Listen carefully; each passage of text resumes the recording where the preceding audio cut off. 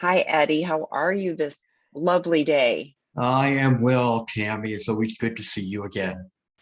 Good to see you. So we're going to get started. You can tell everybody a little bit about yourself, and I know I recommend your book, Going Deeper, often. For working on on inner child things. So tell a little bit about Right. that before we get started. Sure. Yeah. For those of you who don't know who I am, I'm Dr. Eddie Capparucci, and I am a licensed clinical counselor.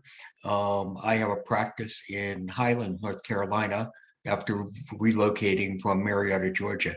I practice and I'm certified in the treatment of problematic sexual behaviors. I work exclusively with men in dealing with that. And as Tammy mentioned, I wrote a book that came out last year called Going Deeper: How the Inner Child Impacts Your Sexual Addiction.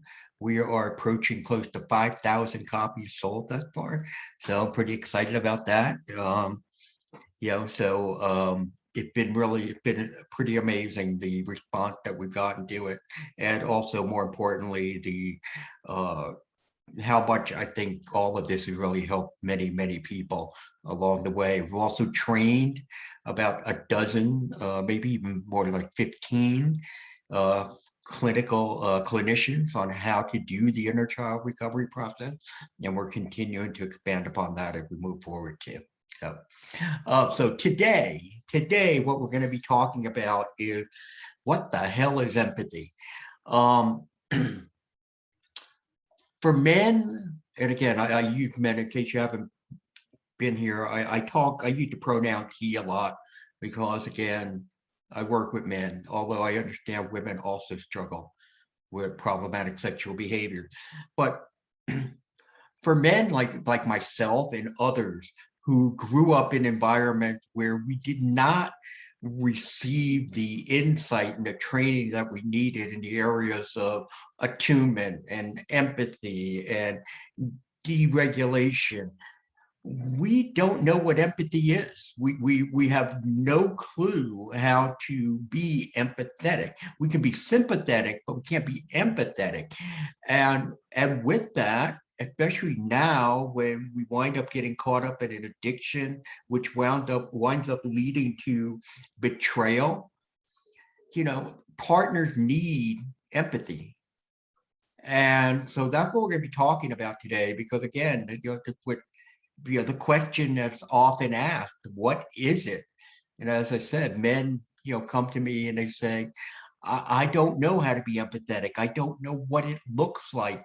And we're going to be talking about that, as we go through this day here this afternoon. So empathy, what is empathy? Empathy is the feeling that you understand and you share another person's experiences and emotions.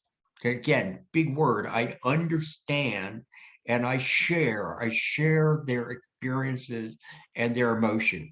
So it gives a sense of being emotionally connected and of being invested in those around you. Think about it, okay? With what's gone on with our, you know, problematic sexual behaviors, whether it be pornography or more, we weren't invested in the relationship the way we should have. You just didn't put in what needed to be put in. And empathy is about investing in those around you. Empathy is, I feel how you feel. I understand that. I feel how you feel. And the message that's being delivered is, I am here for you. Once again, we go back to the behaviors of someone who, has been an addict for a while. That's not the message you've delivered. I'm here for you. In fact, I'm not here for you at all. I've abandoned you because I'm just too busy running off to try to deal with my own issues and try to find my own sense of comfort along the way. So as you can see, as I start to define empathy, we can understand, wow, this could be a problem for those who struggle with addiction. Okay. And why? Okay. Well, number one, they struggle to identify their emotions. they really don't know how they feel. Again, as I've said many times, they could tell you if they're angry, if they're sad, if they're, fearful, if they're happy, but they can't drill down to really engage and connect and say, "Ooh, that's what that emotion is." You're bewildered right now. You're feeling, like you don't belong. They can't tell you what that is. So that's part of the struggle. Two, when someone tries to be emotional with them, it increases their level of anxiety. And so now it's like, okay, how do I deal with this individual? My anxiety's here coming at me. So I'm either going to shut it down by either being aggressive or being passive and running away, or I'm going to try to fix it. So that's what I'm trying to do. They don't know what to do with those emotions that are being presented to them. And finally, and I mentioned this before too, is they don't invest. They don't invest because they're not outwardly focused. They're more inwardly focused. They're more about themselves and what can I do again to lower my sense of anxiety along the way. You're feeling sorry for a person, it automatically generates these feelings of pity, but that's not really very helpful for people who are in pain. Okay, the fact that, okay, I feel sorry for you. Oh, that's terrible. Sympathy is, I know how you feel. Okay, remember the other one is, I feel like you feel. Sympathy is, oh, I know. All right. And it's the idea of understanding, you understand the situation from your own perspective. It is the way I would interpret it. So therefore, somebody comes to me and says, oh, I just got diagnosed with something. It's like, oh man, that sucks. I feel bad for you. I'm so sorry. Let me know what I can do, to help you along. So they're being sympathetic. We're not putting ourselves in the other person's shoes. It's really still about us and how I feel about that. Oh, that's terrible that they're going through that kind of thing. Whereas empathy, again, is, you know what, I understand what that's like to go through that. Maybe I haven't personally gone through it, but I know people who are very, very close to me, and I watched it unfold. And I can feel, I know all the various emotions that are involved. And, that's where we're trying to get to. We're trying to get to that point for those folks who have, betrayed, to be able to put forth and try to understand more about where is the person who's been betrayed, where are they right now emotionally. So what is the problem when there's no empathy? Well, it comes across first and foremost that the betrayer is more concerned about himself or herself than the one who has been hurt. That's first and foremost. We hear it all the time, for the person who's been betrayed, like, he doesn't get it, he doesn't care, but it also demonstrates a lack of understanding. Right? You just don't quite understand the depth of the pain. And so therefore we get these types of responses to the pain coming at. Well, I've answered that question already. Yes, my affair partner did call me, but I didn't want to upset you by telling you. I forgot to tell you I was staying late at work. It's no big deal. Yeah, I know that strip club is next to the hardware store that I went to today, but I didn't go in. I told you I don't do that stuff anymore. Yeah, yes, I was joking with Cynthia next door, but I was just being friendly. I don't know what you're worried about. All of these comments being made here are all extremely insensitive.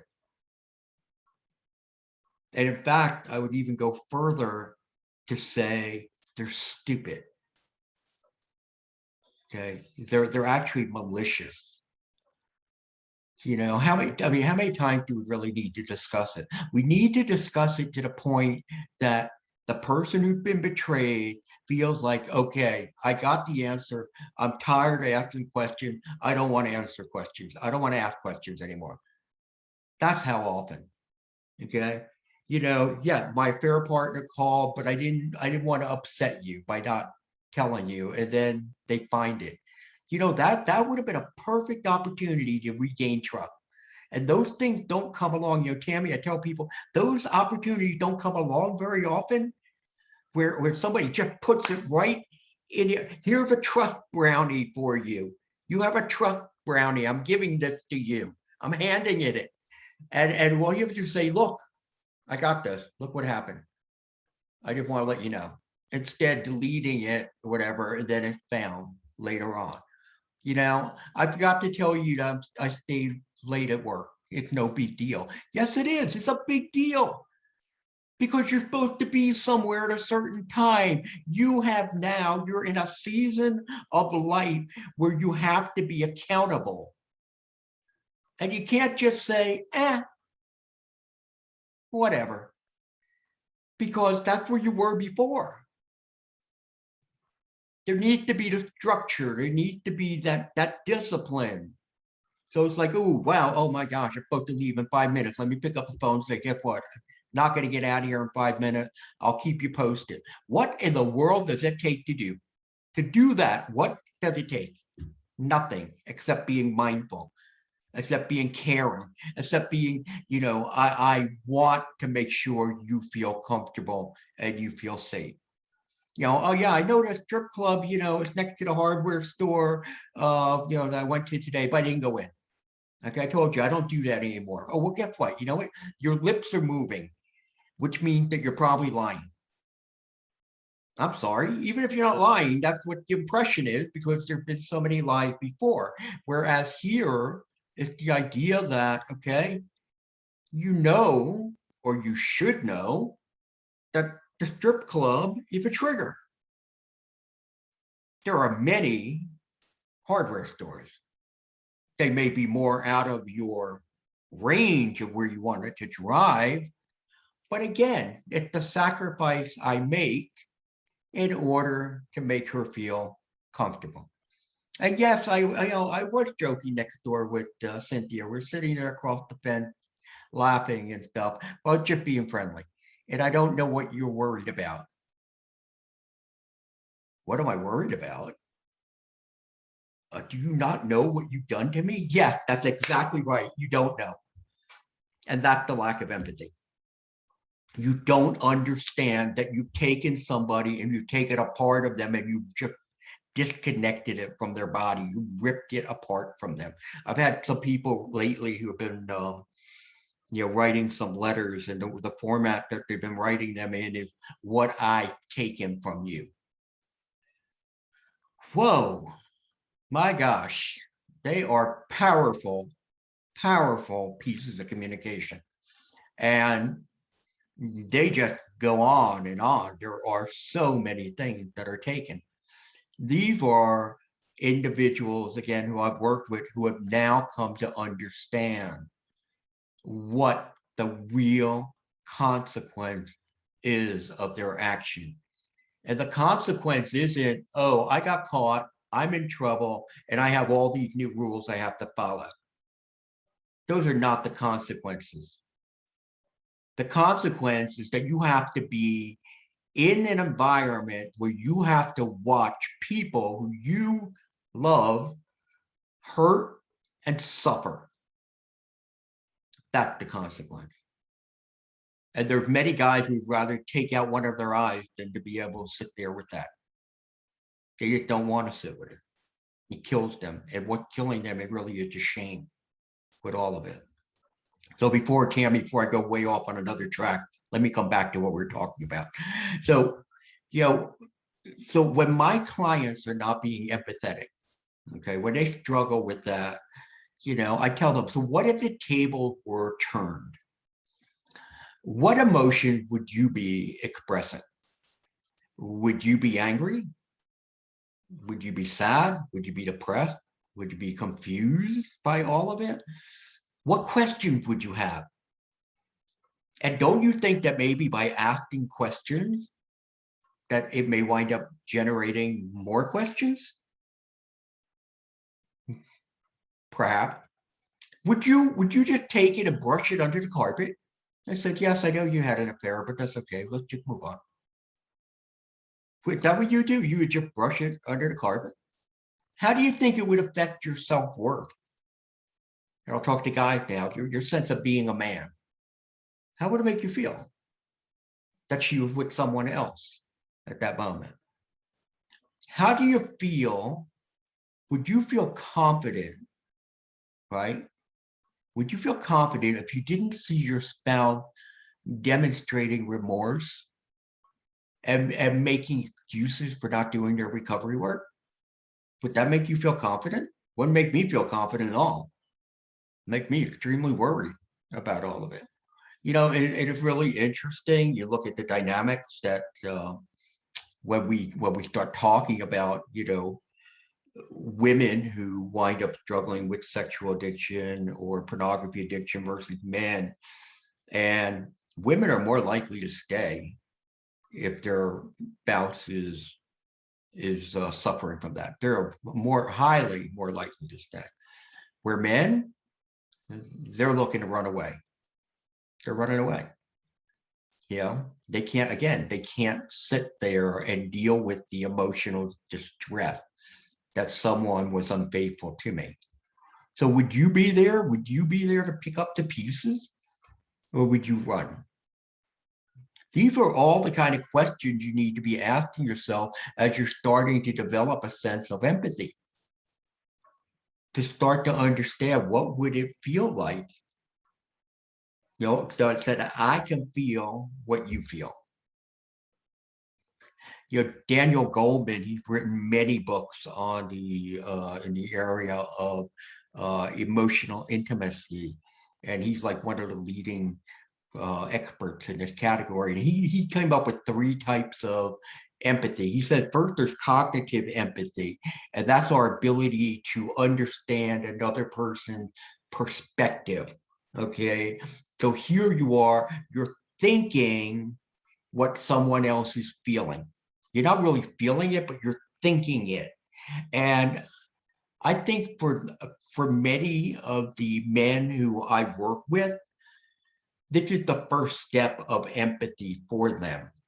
Because again, trying to go right to the heart, rather difficult. But if you could start to, again, imagine and to bring forth the thoughts and thinking of what it would be to hurt like that, that could probably lead you to the second form of empathy, which is emotional empathy. Now here's our ability to feel.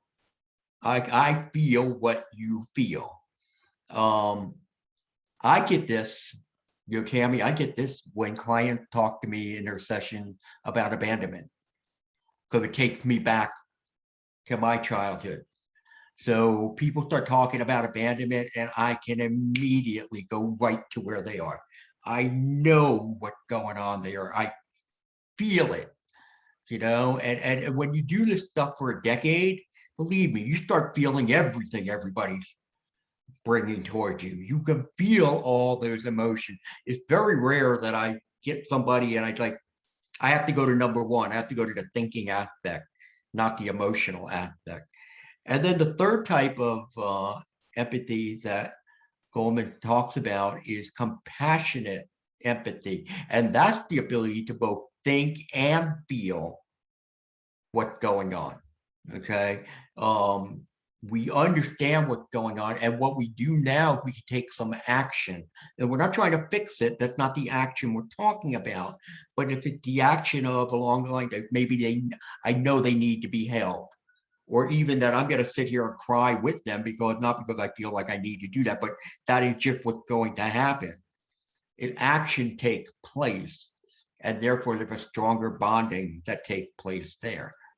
So let's finish all this up and let's talk a little bit about learning how to be empathetic. How do you learn this? Because this is what has to happen. You're looking at a guy who had to learn how to be empathetic. I didn't know. The first step is, 1, to get fear Get your fear out of the way. You can't be empathetic for someone you betrayed if you're fearful. And to me, this is the number one problem, because in their mind, they're always, whatever the emotions are coming at them from the person they betrayed, oh, I'm in trouble. I failed. I'm bad. There's something wrong with me. See, all the attention is placed on your pain and not hers. You're back to doing the same thing you did when you were going through your addictive stages. So again, this is about her healing, not yours. You need to be able to get, there you go, slow everything down and be able to sit there and say, okay, no. What her pain point? What the pain coming at me right now? And not to sit here and talk about the fact that I'm in trouble, I failed. In my last webinar, I talked about the idea of confidence, that we have to create confidence, that, you know what, I'm doing the right thing now. My intentions are good. And so, yes, you know what, yeah, I did something wrong, but now I'm here and I'm not going to allow fear to take over what's going on in this interaction with us. Instead, I'm going to be able to hold on to that fear and press ahead so that I can be there for you. The second one is what I said to you before, and that was the idea of put yourself in their scenario. How would that feel? Okay, sit and journal. Take some time and journal through some of those things that I talked about before. Okay, how would I handle all of this if everything would, if the table were turned? Okay, if she was making that same hurtful mistake that you continue to make. Okay, and when I talk about those hurtful mistakes, it is still that insensitivity of, oh, I'm going to be late, but I don't call. Those are the mistakes I'm talking about that are still being made. You know, think about what would be the ramifications of that. What would you feel if you got a sense she wasn't remorseful? Okay, put your word to the pain. Okay, you're scared, you feel not good enough, you feel like you've been replaced, that you're overwhelmed, that you're helpless, you're hopeless. Try to sit there and do those kind of things. The next one is to be curious. You can't stir up and identify, okay, emotions that are being thrown at you, correct? You can't do that. That's what we said before. You don't have the ability to handle that. Well, if I can't identify the emotions, all I see is hostility. How better to find out what those are? Be curious. You know, ask the question. I can't tell what those emotions are because I haven't had the experience, but be able to sit with her, that person, and say, talk to me, tell me what those emotions are. You know, tell me what you're experiencing besides your anger. And then you can then take that and go back and think, when did I ever go through something like that where I may have experienced those same feelings? I just wasn't aware of that. What was the event that may have caused them? And then once you identify that, spend some time again sitting with those emotions, trying to get acclimated to all of that. And again, journal. Journaling, again, opens up new neural pathways. And that's what we're trying to do. That's what we have to do here when we're trying to get people to learn to be empathetic. And then sit with the person who you have hurt and share with them those feelings that were similar to what she may have been going through. The next one is stop explaining. You know, and I've said it numerous times that, you know, betrayers die on this hill. They die on the hill of trying to help their partners heal than they do dying on the road to recovery. You can't get it. They can't get it through their heads of what needs to be done. You know, and clinicians understand, us who work in this field, we understand that defensiveness is a troubling issue, you know, for some betrayers, that they're always trying to justify what they're doing. Okay. And in this case, you need to stop explaining. But it seems like no matter how much we talk to clients about this, they really seem to struggle because, again, it's just like, but you don't understand. You need to know. No, they don't. Okay. The fact is that as a betrayer, you feel like I'm caught in this massive storm and I want to calm the situation by explaining it. But the attempt to try to provide a rational explanation when your betrayed partner is triggered, it's like trying to tame a wild tiger.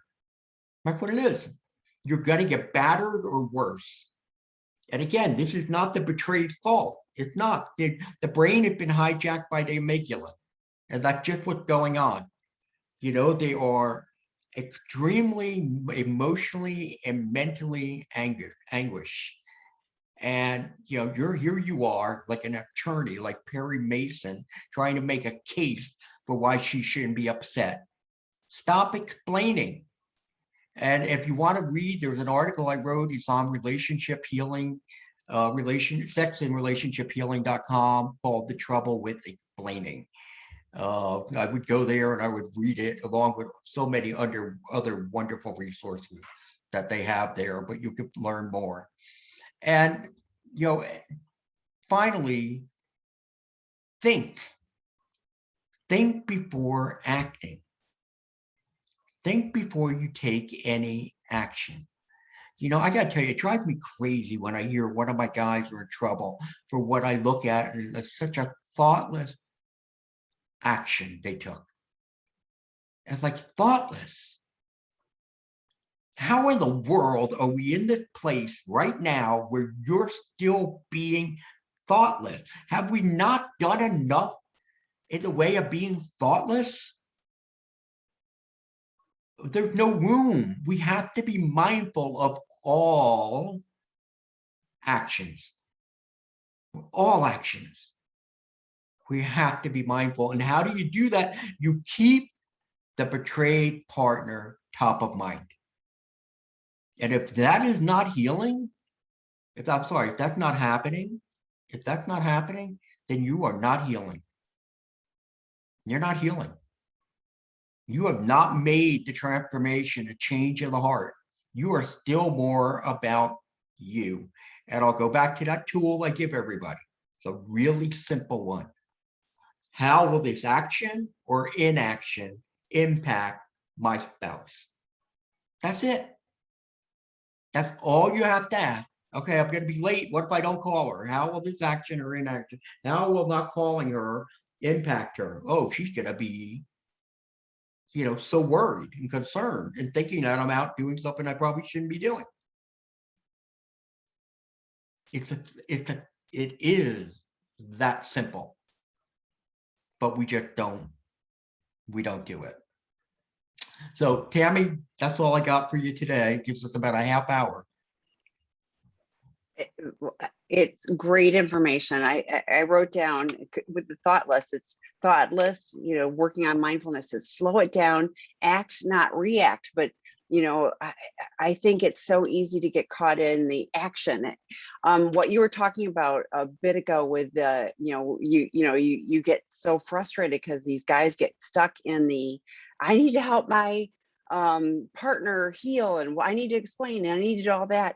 And to me, it always feels like they're taking the focus off themselves, you know, because if I'm focusing on, you know, what do I need to do, you know, it's like I don't have to look at myself. One of the questions, which is a great question and really an important one, is there a relationship between shame and empathy? I heard recently that without dealing with one's shame, one cannot empathize. Is that true, and why? So what are your thoughts on that? Yeah, I would strongly agree with that. You know, when we talk about people becoming empathetic for what they do, especially when we think about addiction, and we realize that, you know what, the correlation to the addiction goes back to, again, things that we should have gotten when we were younger that we didn't get, or things that we got that we shouldn't have gotten. It helped to understand that, you know what, we're not immediately, unfortunately, betrayers immediately are not going to see that empathy. However, over time, they should be able to see that if somebody works on it. But the other stumbling block in the way is shame, because I feel so awful. Again, this is internal, right? This is going inward. I feel so awful. I can't even, I have a hard time even looking at you. I see your pain and I just want to, I want to kill myself. I don't want to have to see you hurt this way. And yes, and so therefore that is going to impede being empathetic because I'm inwardly focused. Empathy is outwardly focused. And this is where I go to the idea of confidence. Okay, yes, I've made mistakes. Yes, I understand why I've made those mistakes because I went back and I checked on the why question for all of it. Yes, I'm doing all the work I need to do. Let me be here for you. Hey, I'm not going to crash. I understand you're hurting, but now this is what I need to do. And that's when empathy can start. I agree with you. I mean, shame is so self-centered, because I'm still focused on me. Poor me, poor me, poor me. I feel so horrible about me, and you should feel bad for me too, rather than, sitting there, when you're talking about sitting with, and I think addicts have such a hard time sitting in the uncomfortable. I mean, that's why, we act out in whatever form we're acting out is we don't want to feel those unpleasant, uncomfortable. So just being able to hold our presence, when you're talking about, being there and, giving somebody a hug or whatever they need, sometimes it literally is, I'm just sitting here. I'm going to sit quietly with you. I'm going to just be in the space, as uncomfortable as that is for me, just to, to bear witness to whatever it is that you need to do. When you're talking about, like, why wouldn't he call and say I'm running a few minutes late or whatever? I think it's pretty, I hear often that addicts are going like, well, I'm not going to do that again. They should know. And I don't want to be that accountable. I don't want to have to report in. I shouldn't have to, whatever. And I'm like, you have to work on building safety and trust. And, of course your partner is going to be thinking, the worst, because you've unfortunately done the worst in their opinion, along the way. So, but to have the tolerance to be able to show up. Shame, Kristen Snowden, who will be here next week, does a lot. She did a whole bunch of, she's a Brene Brown trained therapist, and she does a lot on, about talking about shame is a useless emotion. It keeps us stuck in things. Guilt can motivate us. I ate too much chocolate cake last night. I better, work on, going for a run today, whatever. It can be, a motivator, but shame, shame is useless and keeps us, stuck and self-centered. Right. But with that said, you have to work on removing shame. Yeah. You can't just say, well, I don't think I'll feel shame anymore. I think I'll No. It's on. a process. John Right. Bradshaw wrote a lot about it. Brene Brown writes a lot about it. I mean, like, yeah, it is. But just having the understanding that I'm feeling shame. This is not going to serve me well. What's really underneath it? Working with a qualified therapist, doing the work. I mean, shame is a really easy one to spiral down to, and it just keeps you away from the people that you love and being able to do reparative work. So the next question is, can shame block stable sobriety? Yes. Empathy, keep lying to wife and therapist, shift blaming or blame shifting, sabotage marriage and not surrender to sobriety to keep marriage. Partners are truth tellers, and my husband refused. I talked with his therapist for a year. When a 6-year-old husband starts slipping, my gut knows. He's in 12-step with some good CSAT recommended by me. He still can't tell the truth. Avoidant PD personality disorder. Okay. 4 to 5 months cycles, defends, shame is deep. He left and shut complete contact from 40-year marriage after I found some serious discovery. So and it continues down at the bottom. Yeah, okay. At the bottom. Okay. Yeah. Then how does a therapist work with an S? Oh, outside his CE. outside his CE, I shared with his therapist in him. He says he does not trust me anymore, deleted all contact, stopped income, broke his commitments, can't handle my trauma, can shame be so pervasive to protect SA, fears his secrets come out and choose to abandon me in a marriage with divorce instead. He feels no empathy or amends. Well, amends or apology would be trite. It would be no, if he's not. Yeah. Anyway, I'm devastated and serious abandonment wounds. Right. That's Well, understandable, you know. yeah. I'm so sorry that you're going through this, but shame is the least of his problems. What you're dealing with is you have a 12-year-old, 60-year-old husband. He is In active emotionally, addiction. he He's is not right, ever sober. Yeah. right. He is an active addiction. He is emotionally immature. That's why here, oh, you found something, and all of a sudden, oh, the heck with you, stop everything, delete it all, stop all, the income, you broke all his commitment. Yeah, fine, I don't need you, and runs away. That's what you have. You have a very immature man that you've been living with. And as you said, you have why the whole marriage to 40 years has not been a very good one or a stable one, because you've been living with a teenager. For you here, again, the idea is to make sure you're doing your work. Right now, you have to put him aside. He left. He's over there. I know you're hurting. I know you feel abandoned, but you have to go work on those emotions. You have to go work on those feelings yourself, and get yourself healthy, to get yourself to a point where, you know what, I don't really need him. I don't need him. That's where you have to go, to that point, because obviously he's, like I said, just off and running in that way. So Yeah, he's having a tantrum, and yeah, yeah. I mean, he's giving you really clear information. So yes, I'm so sorry for you, but I bet if you start as you start to get out of the thick of the of things, you're gonna look at this and go, I deserve better than a 12-year-old, that's right. 6-year-old, who's treating me like this. I mean, that is a tantrum. Like, oh, I'm going to show you. I'm going to, what nasty payback for 40 years of a relationship. I'm going to cut you all off from, everything, including financial.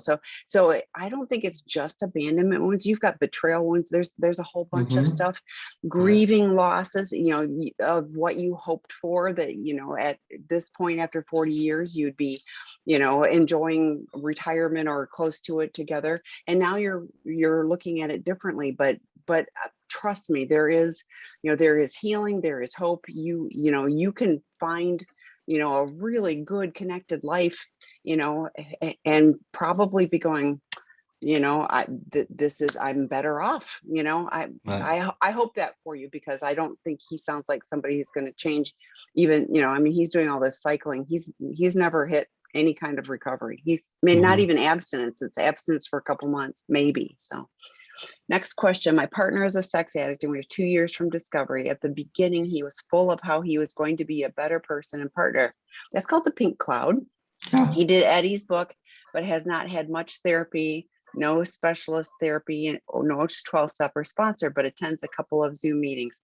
I feel cheated and let down that I've done everything I can to understand this addiction and him. And I've had therapy, attending groups, listened to your podcast, books. He has now decided to leave me. He is the victim and give up on me. He can't stand it anymore. He is depressed, on medication, and says he can only concentrate on one thing at a time.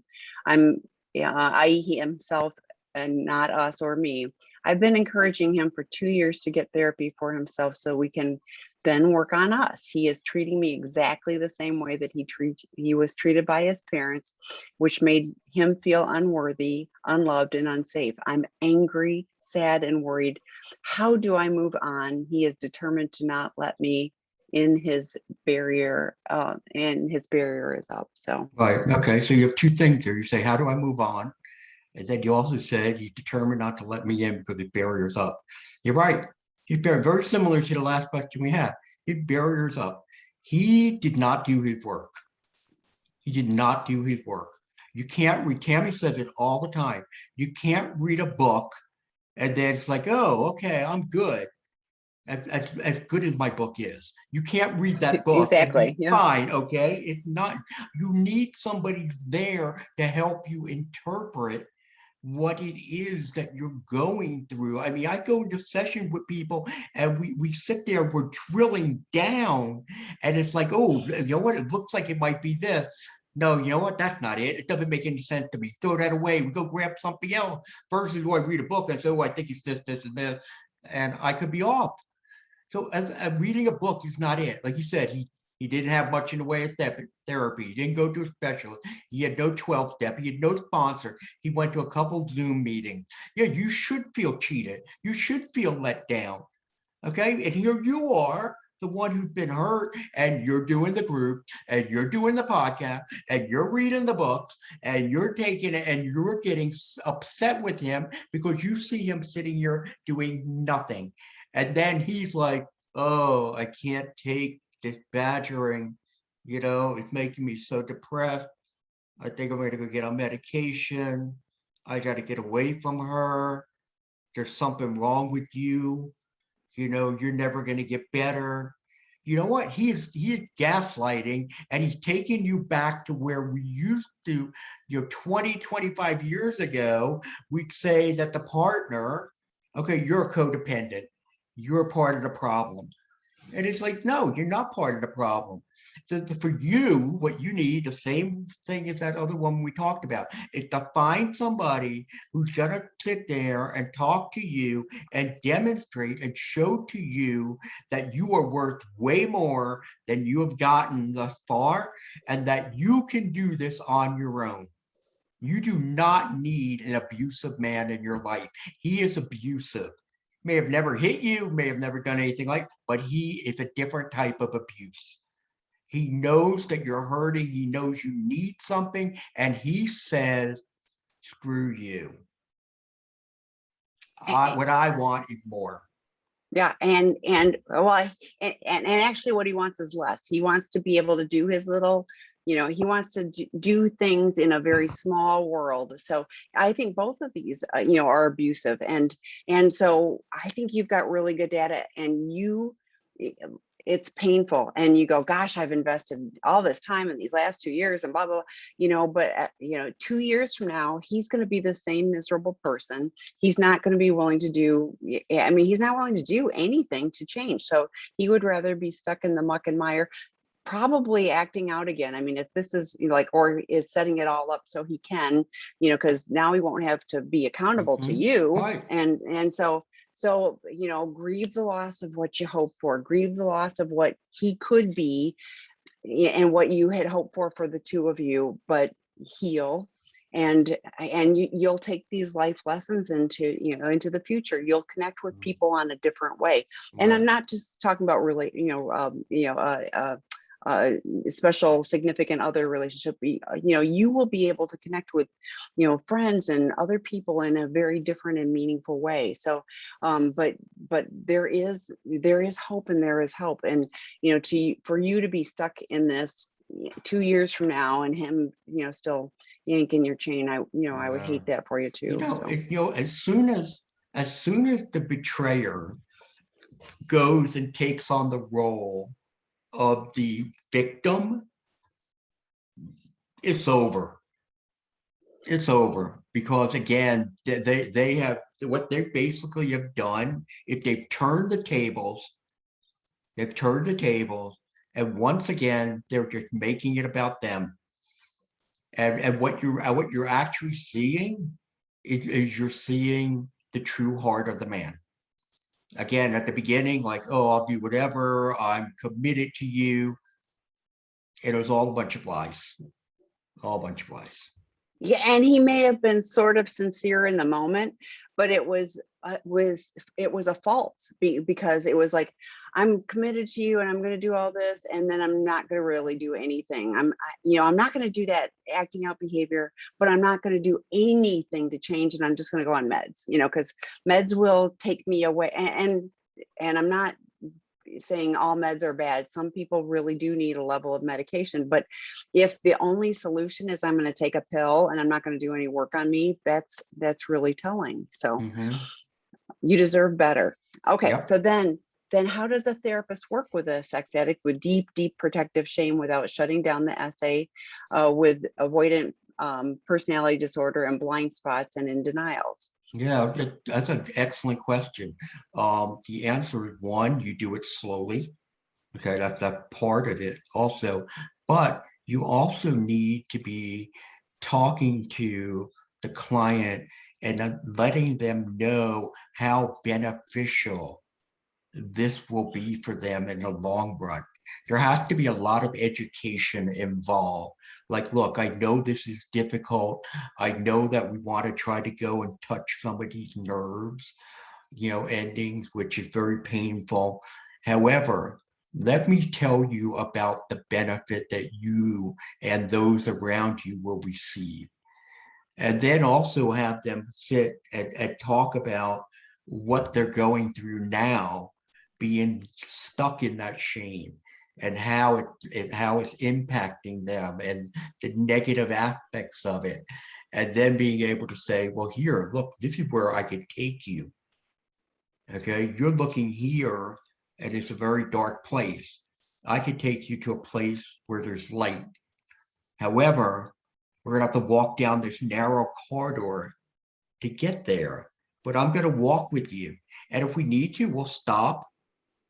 We'll stop. Okay. Let you take a breath, slow down, and we'll continue walking. So that's the approach. Yeah, and I think group work is incredibly helpful because because if you're going, oh, that person did the same thing and they're not, melting into the chair, in shame, so not normalizing, but sort of normalizing that you go, Mm, this is just part of the addiction. That was huge in my, when I went to treatment, which treatment is another thing because we have like clients safely cocooned, with us, so we're able to hold that safe space for them while we're picking away at those layers carefully, like Eddie said. But when I found out that, oh, I was just a typical addict, female addict, not the worst person in the planet, that was a huge relief for me. But that happened in groups, so yeah. The I one mean thing it's about it the one thing about group with this kind of person that you're talking about, though, and you should be in group. Everybody should be in group. But you got to be cautious with this person because you may start doing the comparison and look and say, oh, all these people aren't as bad as I am. yeah, And and therefore that then is, deepen the shame. That's the only thing you have, but that's something he yeah, works through with his therapist. The right, therapist is saying, how things go in a group, what's it like? Well, I just feel really yeah. bad. I feel like everybody, okay. And you talk about that stuff. So it's not that he shouldn't be in group, but you do have to be cautious that it could trigger him to say, oh my God, to actually deepen the shame. And I could see that. Mm, But I think you just made the exact right point for why working with qualified professionals is so incredibly important. You need the people that have been trained to do this work, yeah. not just a generalist, someone who's working with, more general things. That, this is really highly specialized work. So working with the Yeah. right professionals, Uh, makes a lot of I difference. I can't tell you how many people have come to me and I've sent them the group and they've come back, say, hey, I don't want to do it. They want to run away. And we just walk them through it and, kind of, and then they wind up loving it. Yeah. Yeah. Well, So, and you bond with the peers in the group. And, I mean, from the standpoint of we're all in this, working on being different, working on gaining skills. So, it is really, it is really helpful and freeing. So mm, this one is September 24 months ago, discovered betrayal. Tomorrow, 12 months ago, I got discarded. I mm. feel I just left one day and left me. Oh, just left one day and left me in a deep mess with lies, deceive, and unanswered questions. It has been hell and still reminders and disbelief. But tomorrow I'm going to celebrate me. I love it. I made it 1 year on my own. Do you have some empowering words for me? Thanks so much. you are, I mean, you just said the empowering words. You made it on your own, and thank goodness you're here. I love hearing that you're connecting with others, and you know, like we don't enjoy the light. We don't enjoy, if there aren't storms, we don't appreciate the good. And the negative stuff that's happened in my life makes me incredibly grateful for the positive things in my life. But I hear resilience. I hear somebody like, I can't wait to hear next year. I want you to check in September of next year. I want to hear the next chapter, and I just think good things for you. Yeah, perseverance. It's about Yeah. perseverance. It's about being able to go against the odds, and feeling a sense of hopeless and helpless, and feeling like it's so dark and it's never going to get better, and just taking it one day at a time. And that strength that you have, see, you're much stronger than you ever imagined you would be. Much stronger. And I just And love that. go God, I ahead. love the way you ended it with him. Put another line in, and screw him. Like, yeah, you know what I mean. I hope he winds up getting help. I hope he doesn't wind up hurting someone else. But you made it. Yeah, well, he made the decision by walking out. But then you were like, you know what? I have to get better, and that's what you've done. And that's why you're right. You should be celebrating you. You should be very proud of yourself.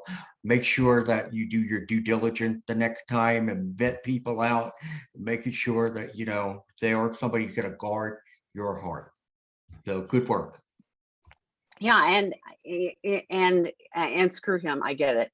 I feel sorry for him, because look where you are. You're coming out into the sunlight, and he is no doubt stuck in the same little tiny world that he had. It's an empty and hollow. Living in addiction is empty and hollow. We're not connected in meaningful ways.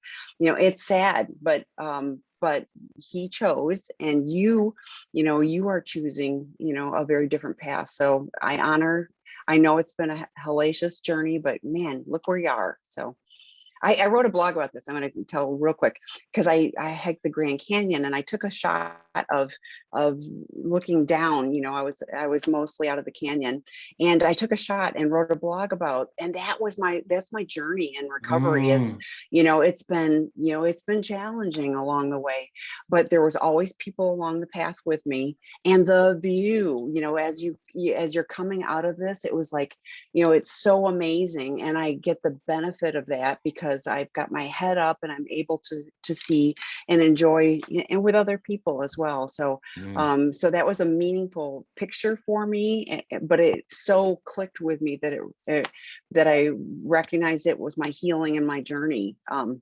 I appreciated the struggle. You were in the cannon. You took a I picture did upward. rim to rim. I did rim to rim, and it was Rim actually to a rim. picture looking back down on the Okay. journey of where I'd been.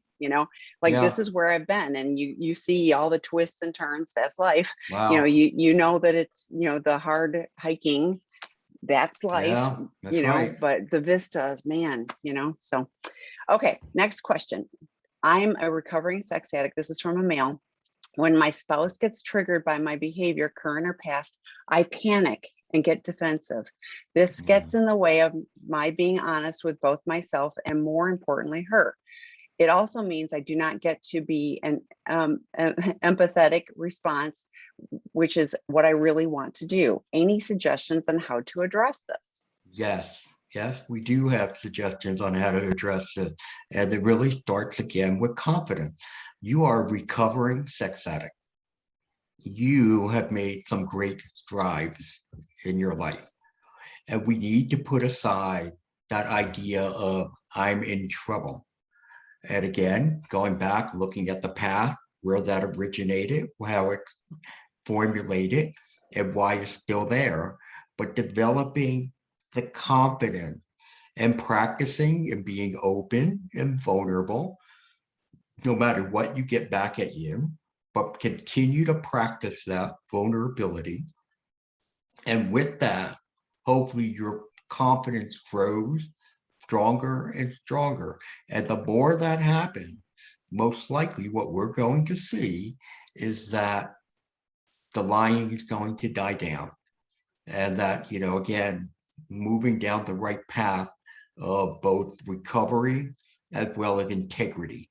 That's what we're looking for. Yeah, and I think that there's some practical things to do, like take a deep breath, like just take a deep centering breath and go, so and even sharing when you're not in those triggering moments with your spouse. I'm going to try some new techniques because I find myself, reacting. So I'm going to do some things, like I'm going to take a deep breath so that I can be fully present, look at you and listen. And concentrate on just looking in your spouse's eyes. What do I need to do? The other thing that I have found really helpful is having a time to talk about this stuff, so it isn't coming at you randomly, so that you do have time to prepare. So I've shared before, maybe it's a couple times a week you set aside 20 minutes to talk about what's working, what some challenges are. I was triggered the other day by this, but then you both know you have the space. You can call your sponsor before, you can call your sponsor after. That can help you bookend and feel like you've got the presence to be able to, to just pay attention, and it's 20 minutes. It's not going to be, for 3 hours, we're going to talk about this. So there's some really practical things that you can do. But I think the biggest thing you can do is tell your spouse, I want to progress. I want to do this right. I'm not going to do it right every time, but I'm going to work on trying, to keep, keep doing it more right. When you aren't able to be honest, we talk about the 4-hour rule, coming back and saying, I wasn't honest with you. I was afraid of your response, and here's the truth. It's cleaning it up. With the 12 steps, we have the ways to make amends. We have the way to clean up our messes. We want to make less of them, but we do have the ability to clean up. Okay, next question and last question. I'm the SA and I work with a great CSAT recommended by me. I went to Seeking Integrity, this 2-week program late June, and I still have made bad decisions and keep information from my wife and lost her trust again and again. It seems like I keep sabotaging myself even though I love her dearly. Is this common? I would love to hear what you're doing, how you're following your aftercare plan. I'm glad you're working with a great CSAT. If that's all you're doing, and you're here, that's great. But what are you doing on a daily basis? What are you working on? Eddie mentioned journaling. Like Harriet Hunter did a great webinar on journaling. That's a really good, good place to start. Are you working on the steps? Where are you at with things? So yes, there's some common with it. I would also, the bad decisions I found for myself, I have to take things out of good and bad. I've made decisions that are, not my finest moment, but I start feeling good or bad, usually bad, if I identify that what my actions are. I'm not just my actions, and I can do things better. So Eddie, what are your thoughts? Yeah, I think what immediately comes to mind here is if you would have sat down and came to me and said, hey, I made this decision and it didn't work out well, and my wife is upset, and my question would be, what went wrong? Okay, what went wrong? It's not so fine. You made a bad decision. Like Cam's saying, okay, you made it. That's not the important thing right now. The important thing is what happened. Why did you not make the right decision? What was going on in your world at that moment? What were you overwhelmed by? What were the emotional triggers that were coming? How were you drained mentally, emotionally, physically, spiritually? You need to focus, Sean, on what went wrong so that you can figure that out, and in doing so then say, okay, next time I do this, this, and this. I didn't call somebody when I started having fantasies in my head. Now we're going back to what Tammy was saying. Where's the rest of your plan if it's there? How come you don't call a sponsor? How come you don't get on the phone with somebody from your support group? How come you don't pick up the phone for your CSAT? And if your CSAT says, oh, don't call me until next week, then you got to go find somebody else. But you should be able to just say, hey, I need 5 minutes of your time, man. Okay, that's the way it should be. We're here to help in those crisis times. But for you, I want you sitting down and, like Cam said, remembering as much as you can, going back and journaling and saying what went wrong, where did I mess up, and then what is the plan moving forward to, if I should get in that position again, that I won't make the same decision, I'll make a healthy decision. Yeah, and in 12 step we talk about progress rather than perfections. We don't go from where we were to magically doing life right all the time. Like, that's unrealistic, but learning to do it better, learning to intervene on those, when we're talking about relapse doesn't happen the moment that the action happens. It happens when you made the decision not to call your sponsor, when you That's made right. the decision of, oh, I'm going to work instead of, of going to that 12-step meeting. I'm going to do something different than the plan. Like, Yes. everybody has a plan. Execute the plan, and if the plan isn't quite enough, you can add to the plan, but Right. it really is, it's usually we've chosen to ignore the plan. So Yeah, Sean, stop focusing on what you've done. Focus on what you're going to need to do. Understand what went wrong. How do I fix it? And as Tammy said, stick to that moving forward. well, and I think, we talked about it a little bit ago when you were sharing the information, but focusing on her, it seems like you keep sabotaging myself, even though I love her dearly. I'm like, I believe you love her dearly. Focusing on you being a safe person, doing the things that you need to do to be that safe person. That's how you're going to be rebuild trust. Going after her and going, I'm sorry, I want you. Yeah, that won't work. And share the new plan. Say, this is what, especially when you could tell her, this is what went wrong. This is what went wrong. But now it's like, okay, now she can keep her eyes open too for those moments that you're drained in a particular area. Yeah. So anyway, I think we're out of time. Yes, we are. Thanks, everybody. Thanks, Eddie. See you next month. Yep. See you. Bye.